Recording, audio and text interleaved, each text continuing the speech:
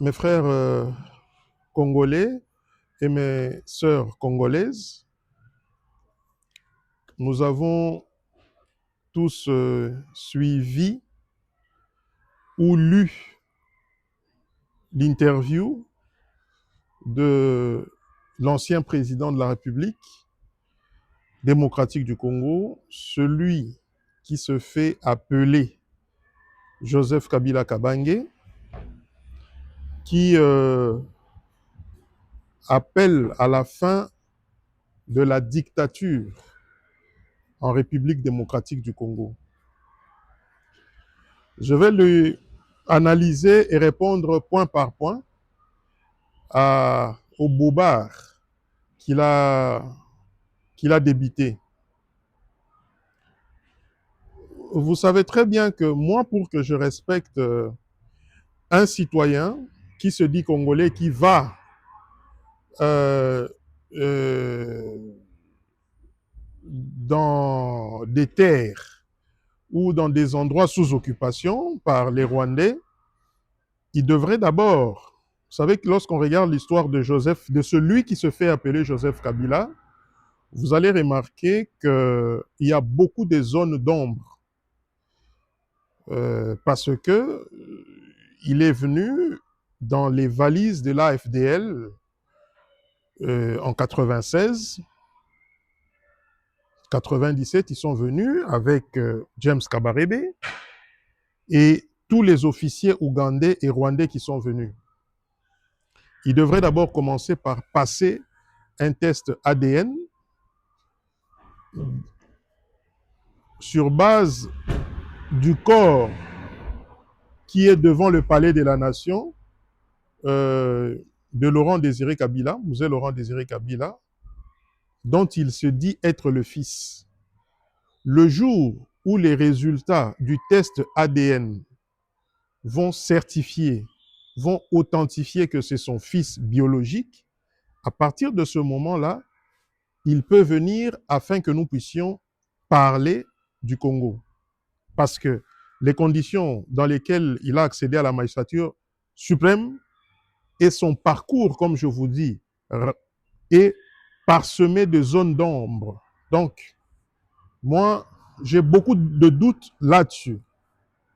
Je le qualifie souvent d'agent double. Bref,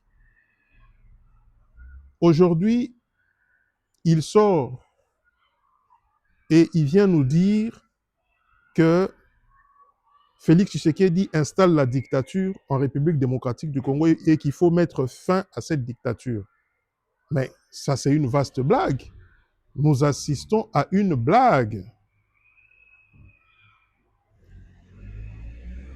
Quand Kabila était au pouvoir, Arma Tungulu a été assassiné. Floribert Chebeya et son chauffeur ont été tués. Je, je, je, je, je mets de côté tout le reste que l'opinion tant nationale et internationale connaissent.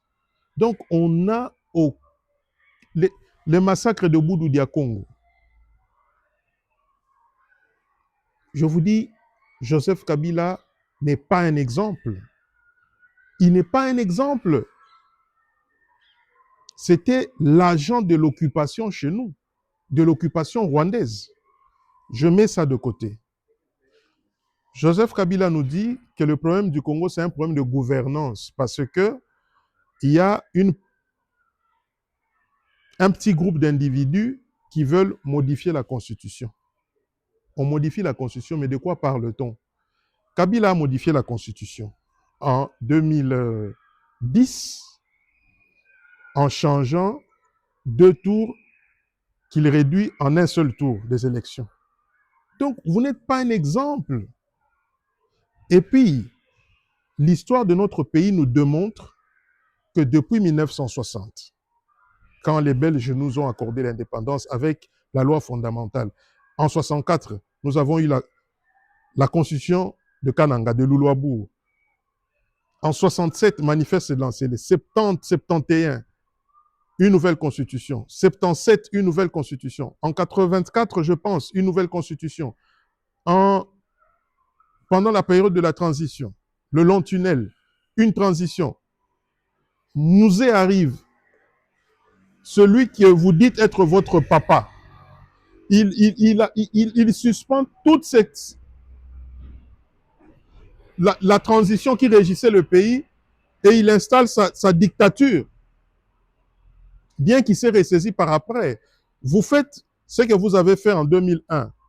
Vous arrivez.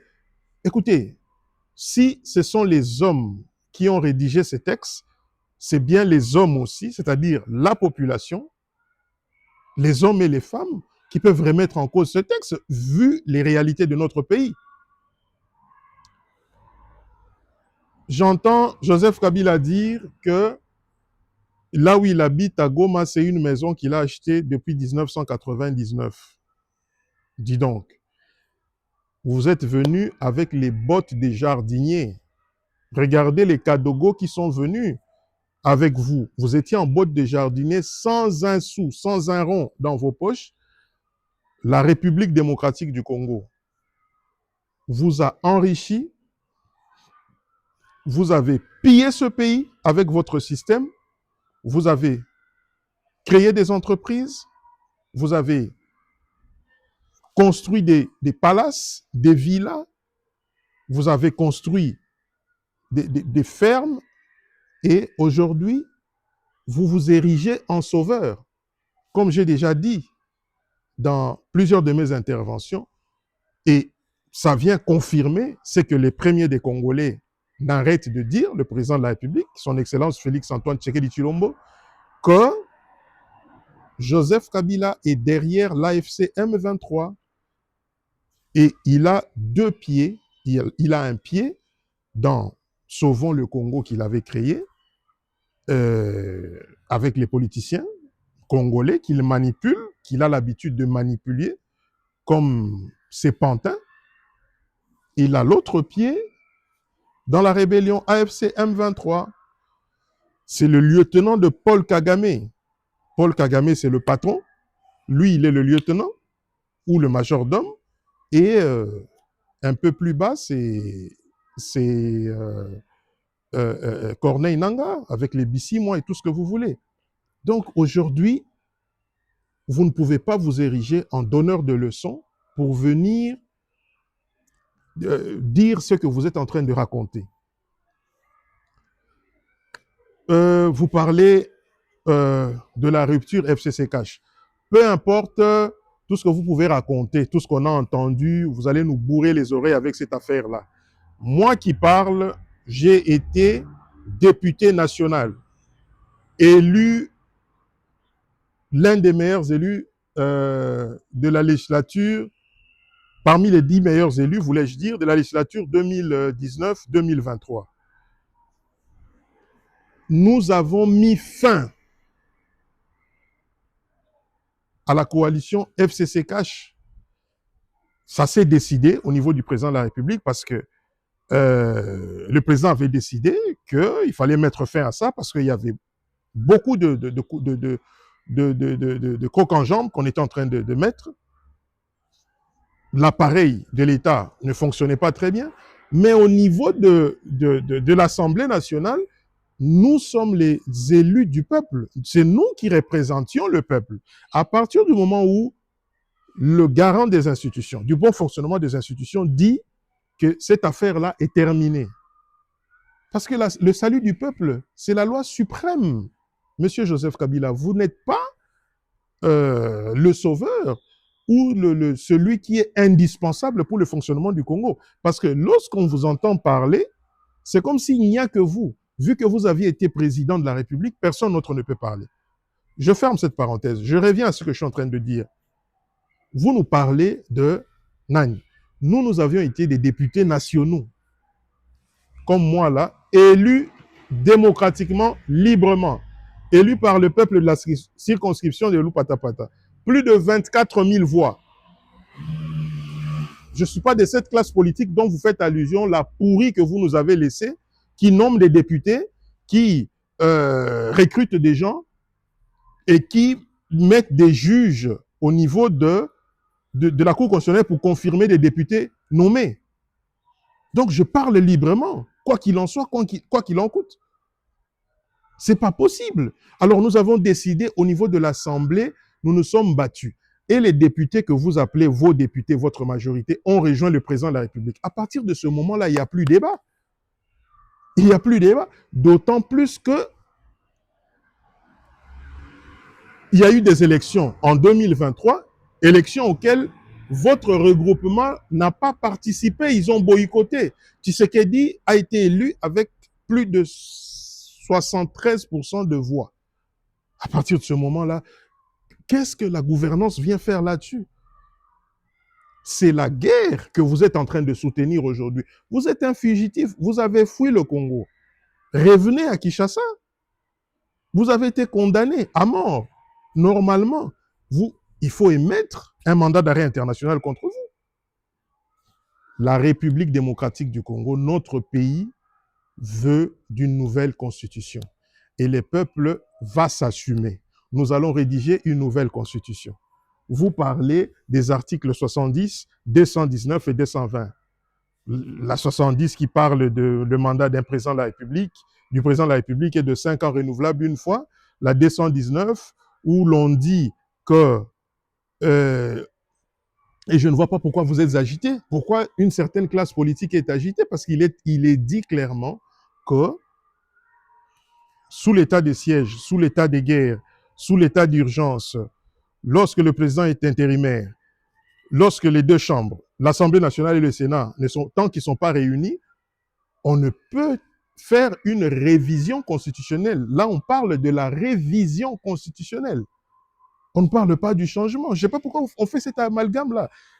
La 220, où on parle de la forme républicaine de l'État, la représentativité au niveau du gouvernement, que tout ça ne peut faire objet d'aucune révision. On parle de révision. Mais là, il y a une dynamique qui veut à ce que le pays puisse avoir une nouvelle constitution. C'est une injure lorsque vous vous mettez à dire qu'il ne faut pas réfléchir là-dessus. C'est une injure. La jeunesse veut là-dessus, réfléchir là-dessus. La classe politique à laquelle vous faites allusion, c'est la classe politique pourrie que vous avez laissée, Joseph Kabila, que vous avez hérité de Mobutu, de M. Laurent Désiré Kabila, que vous avez chosifié, que vous avez clochardisé. Donc, vous prenez des gens pour des cons, quoi. On n'est pas des cons. On n'est pas des cons. C'est pas parce que vous avez fait 18 ans au pouvoir que les Congolais sont devenus des cons ou des amnésiques. Vous venez faire allusion aux négociations. Vous dites la Belgique vous a déçus, ils sont dans un... Les négociations auxquelles vous faites allusion, ça nous a apporté quoi? Mixage, brassage, l'infiltration. Vous êtes le produit de l'infiltration dans notre pays parce que pendant 18 ans, il n'y a jamais eu la paix non plus à l'Est. Ne parlez pas de la paix de façade de 2013. Mais ça nous a apporté quoi? Ça nous a apporté des officiers et des sous-officiers rwandais. Alors, nous devons mettre un stop à ça. La nouvelle constitution que nous devons doit interdire tous les criminels de guerre. Ils ne peuvent plus faire de la politique chez nous. Nous devons protéger les postes de responsabilité, présidence de la République, présidence de l'Assemblée nationale, du Sénat, primature. Écoutez, mais avant de faire ce genre de sorties, dites-vous qu'aujourd'hui, la technologie a évolué, les Congolais ne sont plus les Congolais d'hier, les Congolais ne sont plus dupes, les Congolais ne sont plus dupes. Vous voyez votre affaire de Sauvons le Congo, ça a été écrasé à l'œuf. Personne n'en parle. Donc, je tenais à apporter cet éclaircissement-là. Vous n'êtes pas un exemple pour moi et pour plusieurs Congolais. Vous êtes un agent double du Rwanda. Vous venez tenir le discours de Corneille Nangaa, de Paul Kagame et de tous les agents rwandais qui sont chez nous et la communauté Banyarwanda. Donc, vous vous faites porte-parole aujourd'hui parce que vous parlez de Minembwe et de tous les autres, avec les Rouberois, les Nyarugabo et tous les autres. Donc, vous avez faux sur toute la ligne. Les Congolais, ça ne passera plus. Les Congolais, l'armée que vous avez laissée, que Félix Tshisekedi a hérité, est une armée de clochards, est une armée qui a été abandonnée. Regardez les généraux qui sont devant la justice. Ils n'ont ni aucune formation, ils sont pas à la hauteur des fonctions qu'ils exerçaient. Écoutez, je n'arrive pas à comprendre comment quelqu'un qui a été chef d'État pendant 18 ans peut faire ce genre de déclaration. Et pour clôturer, j'éveille le patriotisme, l'éveil patriotique au niveau de la jeunesse congolaise. Réveillez-vous. Au-delà de l'UDPS Tshisekedi, mon parti, au-delà de tous les autres partis, de l'Union sacrée, ça c'est une affaire Yamabele en fait. Donc, les Congolais doivent se mettre debout derrière Tshisekedi. S'il faut que Tshisekedi fasse un troisième mandat parce qu'il est en train d'incarner la résistance contre l'occupation rwandaise, contre ce pays, ce régime Tutsi de Paul Kagame qui veut occuper notre pays, nous allons soutenir avec une nouvelle constitution. Vous savez, la fois dernière, j'ai parlé de la Côte d'Ivoire. Ouattara a postulé plus de 2 fois maintenant, hein, en outrepassant l'article qui interdit de faire plus de 2 mandats. Donc aujourd'hui, le président de la République, en tant que chef de l'État, vous parlez aussi du respect de la Constitution. Mais vous n'avez pas respecté la Constitution, Joseph Kabila. En 2016, il devait y avoir des élections. Vous avez fait quoi? Vous avez pris Emmanuel Shadari, vous l'avez envoyé à la Cour constitutionnelle pour nous interpréter l'article 70, justement, qui dit que le président de la République reste en fonction jusqu'à l'organisation, à l'installation du nouveau président. Or, l'esprit de cet article, ça parle de lorsqu'il y a un président qui est élu et un président le président sortant et le président entrant, le temps de la prestation de serment. Mais vous l'avez transformé en organisant votre dialogue bidon de la Cinco, en prolongeant, n'est-ce pas, ça de 2 ans. Est-ce que vous avez respecté les 5 ans? Votre deuxième mandat, vous ne l'avez pas respecté. Alors, de quoi parle-t-on? Vous n'êtes pas un exemple sur toute la ligne. Les Congolais, nous devons nous réveiller et aimer notre pays et bannir la classe politique que Joseph Kabila est en train de parler là. Que c'est une classe politique qu'il faut changer. C'est toi, Joseph Kabila, et tes lieutenants qui ne pouvaient plus revenir dans la politique congolaise. Je crois bien que je clôture par là et que Dieu bénisse les patriotes, le président de la République, son Excellence Félix Tshisekedi et tous les autres membres des Congolais qui aiment ce pays, tout simplement. Que Dieu vous bénisse. Merci.